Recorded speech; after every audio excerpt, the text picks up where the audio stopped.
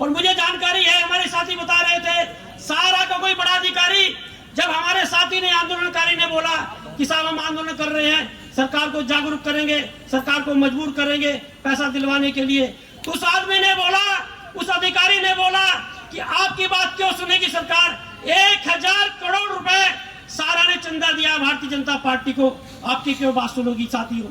ये वित्त मंत्रालय को ले चलो कागज, और ये है कागज, देनी पड़ेगी वेतन। और हम क्या साथियों में कह देना चाहता हूँ यहाँ से, जो इस समय देश के हालात है, जो इस समय देश की परिस्थितियां है, एक उदासीनता का माहौल देखने को मिलता है, एक समझौतावादी प्रवृत्ति लोगों में देखने को मिलती है, और लोग सोचते हैं कि भाई ऑल इंडिया जन आंदोलन संघर्ष न्याय मोर्चा संघर्ष कर रहा है, अभयदेव शुक्ल संघर्ष कर रहे हैं, वीरेंद्र सोलंकी संघर्ष कर रहे हैं, तो कहीं ना कहीं हमारा भी पैसा मिल जाएगा।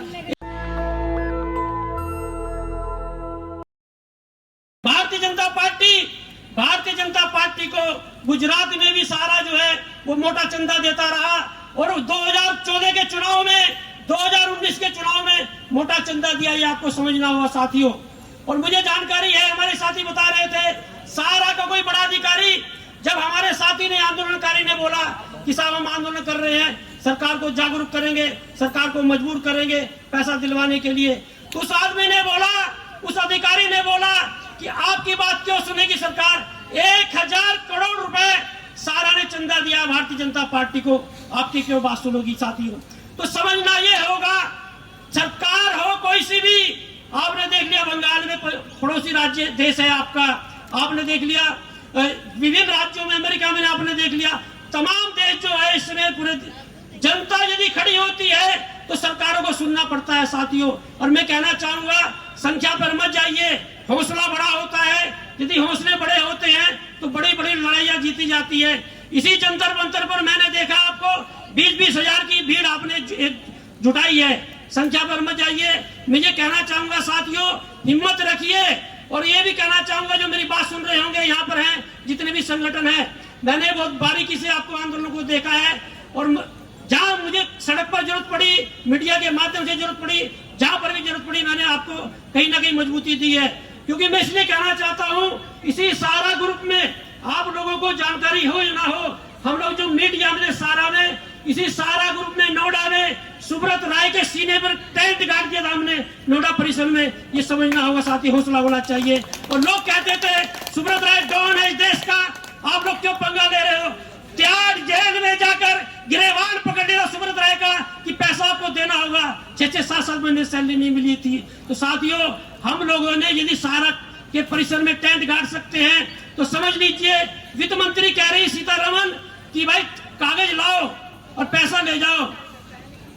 सबसे बड़ा मुद्दा इस समय निवेशकों के लिए सरकार ने दे दिया है, घेर लो वित्त मंत्रालय को, ले चलो कागज, और ये है कागज, देनी पड़ेगी वेतन। और हम क्या देना चाहते हैं इस सरकार से, मैं कह देना चाहता हूँ, अभयदेव शुक्ल है, वीरेंद्र सोलंकी जी है, सतीश चतुर्वेदी जी है, और जितने भी ऑल इंडिया टीम इस समय जो है बैठी हुई है, और सारे निवेशक बैठे हुए हैं। हम क्या देना चाहते हैं इस सरकार से, ललकार देना चाहते हैं जंतर मंतर से, अमित शाह गफलत में मत रहना, नरेंद्र मोदी गफलत में मत रहना, ईडी सीबीआई और इनकम टैक्स का डर किसी और को दिखाना।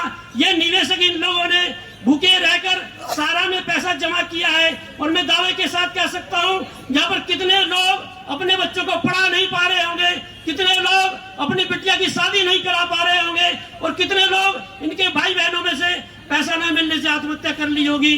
सरकार बड़ा ढकोसला फिरती है देशभक्ति की, बड़ी बात करती है भ्रष्टाचार के खिलाफ कार्रवाई की गारंटी की।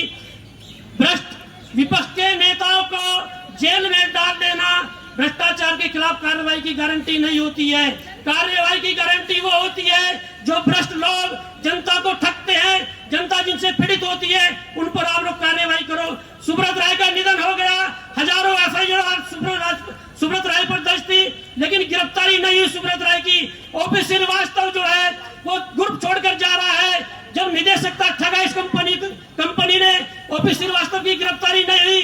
सुब्रत राय का पूरा परिवार मैसेडोनिया में शिफ्ट हो गया, सुब्रत राय के किसी परिवार पर कोई कार्रवाई नहीं हुई, और सारा के मैनेजमेंट, सारा के मालिकान मौज मार रहे हैं, सरकार में बैठे हुए मंत्री मौज मार रहे हैं। लेकिन जिन लोगों ने पैसा जमा किया सारा में, आज वो दर दर की ठोकरें कह रहे हैं। साथियों, समझना होगा लड़ना होगा, हिम्मत रखनी होगी।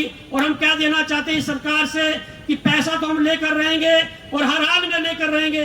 साथियों, मैं क्या देना चाहता हूं यहाँ से, जो इस समय देश के हालात है, जो इस समय देश की परिस्थितियां है, एक उदासीनता का माहौल देखने को मिलता है, एक समझौतावादी प्रवृत्ति लोगों में देखने को मिलती है। और लोग सोचते हैं कि भाई ऑल इंडिया जन आंदोलन संघर्ष न्याय मोर्चा संघर्ष कर रहा है, अभयदेव शुक्ल संघर्ष कर रहे हैं, वीरेंद्र सोलंकी संघर्ष कर रहे हैं, तो कहीं ना कहीं हमारा भी पैसा मिल जाएगा। एकजुटता दिखानी होगी सारे संगठनों को, चाहे ऑल इंडिया जनता आंदोलन संघर्ष न्याय मोर्चा हो, चाहे विश्व भारती जन सेवा संस्थान हो, चाहे ठगी पीड़ित जमाकर्ता परिवार हो, ठगी पीड़ितों की आवाज हो, जन कल्याण मंच हो, जितने भी संगठन है, यदि एकजुट नहीं हुए तो मेरी बात याद रखना साथियों, पैसा नहीं मिलेगा। मैं बहुत कड़वी बात बोल रहा हूं।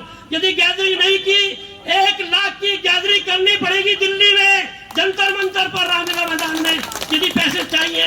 और जितने 1 लाख की गैदरिंग दिल्ली जंतर मंतर पर या रामलीला मैदान में आपने कर दी, हिंदुस्तान की कोई ताकत नहीं है जो आपका भुगतान मार के बैठ जाए। हम क्या देना चाहते हैं सरकार से, हम चेताना चाहते हैं सरकार से कि निवेशकों का भुगतान करना पड़ेगा, जनता का भुगतान करना पड़ेगा।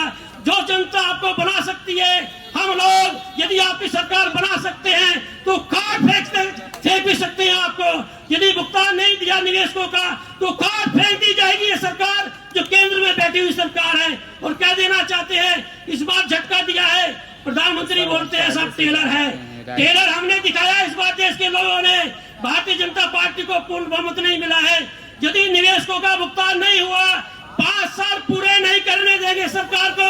या जंतर मंतर से क्या देना चाहते हैं, ये संख्या मत देखना, यहाँ पर ही लाखों लोग जुटेंगे, लाखों निवेशक जुटेंगे।